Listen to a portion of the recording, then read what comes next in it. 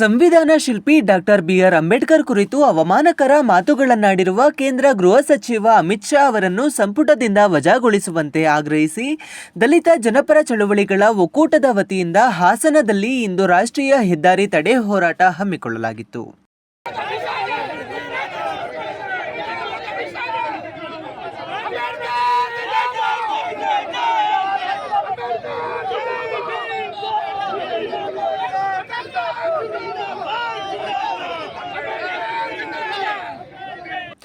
ಹೆದ್ದಾರಿ ಬಂದ್ ಮಾಡಲು ಮುಂದಾದ ಪ್ರತಿಭಟನೆಕಾರರನ್ನು ಪೊಲೀಸರು ಬಂಧಿಸಿ ಬಿಡುಗಡೆ ಮಾಡಿದರು.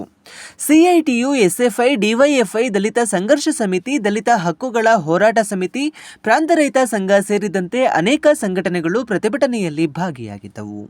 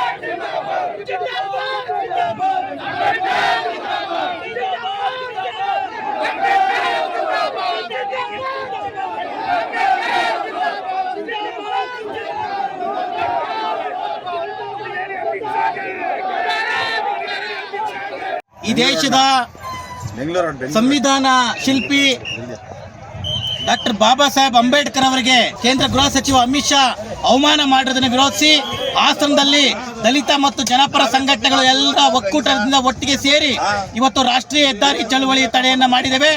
ಈ ಮೂಲಕ ನಾವು ಅಮಿತ್ ಶಾಗೆ ಎಚ್ಚರಿಕೆ ಕೊಡಕ್ಕೆ ಬಯಸ್ತಾ ಇದ್ದೇವೆ. ಇದು ಅಮಿತ್ ಶಾದ ವೈಯಕ್ತಿಕ ಮಾತಲ್ಲ, ಇದು ಬಿಜೆಪಿ ಮತ್ತು RSS ನ ಮಾತು. ಹಂಗಾಗಿ ಈ ದೇಶದಲ್ಲಿ ಹಿಂದುತ್ವವನ್ನು ಜಾರಿ ತರಿಸಬೇಕು ಅನ್ನೋ ಕಾರಣಕ್ಕೋಸ್ಕರ ನಮ್ಮ ಸ್ವಾಭಿಮಾನ ಆಗಿರ್ತಕ್ಕಂಥ, ನಮ್ಮ ಹೆಮ್ಮೆ ಆಗಿರ್ತಕ್ಕಂಥ ಬಾಬಾ ಸಾಹೇಬ್ ಅಂಬೇಡ್ಕರ್ ಅವರಿಗೆ ಅವಮಾನ ಮಾಡಿದ್ದಾರೆ ಅಂತ ಹೇಳಿದ್ರೆ ಅದು ನಮಗೆ ಮಾಡಿರ್ತಕ್ಕಂಥ ಅವಮಾನ, ಈ ದೇಶದ ಸಂವಿಧಾನಕ್ಕೆ ಮಾಡಿರ್ತಕ್ಕಂಥ ಅವಮಾನ, ಈ ದೇಶಕ್ಕೆ ಮಾಡಿರ್ತಕ್ಕಂಥ ಅವಮಾನ. ಹಾಗಾಗಿ ನೇರವಾಗಿ ಇವತ್ತು ಅಮಿತ್ ಶಾ ದೇಶದ್ರೋಹಿ ಆಗಿದ್ದಾರೆ.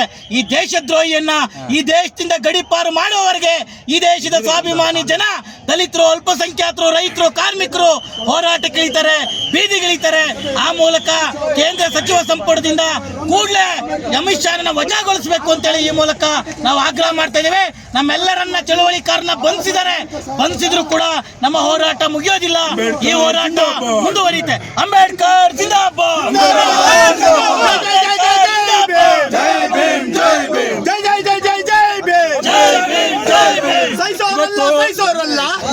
ಹಾಸನದ ದಲಿತ ಮತ್ತು ಜನಪರ ಸಂಘಟನೆಗಳ ನೇತೃತ್ವದಲ್ಲಿ ಇವತ್ತು ಬಾಬಾ ಸಾಹೇಬ್ ಅಂಬೇಡ್ಕರ್ ಅವರನ್ನ ಅಮಿತ್ ಶಾ ಏನು ಅವಮಾನಿಸಿದನ್ನ ವಿರೋಧಿಸಿ ಇವತ್ತು ಅಂಬೇಡ್ಕರ್ ಅವರನ್ನ ಅವಮಾನಿಸಿದರೆ ಅಂದ್ರೆ ಅಮಿತ್ ಶಾ ಆಗಿರ್ಬೋದು, ನರೇಂದ್ರ ಮೋದಿ ಆಗಿರ್ಬೋದು, ಬಿಜೆಪಿ, RSS ಒಂದು ರೀತಿ ದೇಶದ್ರೋಹಿ ಸಂಘಟನೆಗಳು, ದೇಶದ್ರೋಹಿ ಪಕ್ಷ ಇವತ್ತು ಕೇಂದ್ರದಲ್ಲಿ ಆಡಳಿತ ನಡೆಸ್ತದೆ ಅಂತ ಹೇಳಿ ನಾವು ಹೇಳಬೇಕಾಗ್ತದೆ.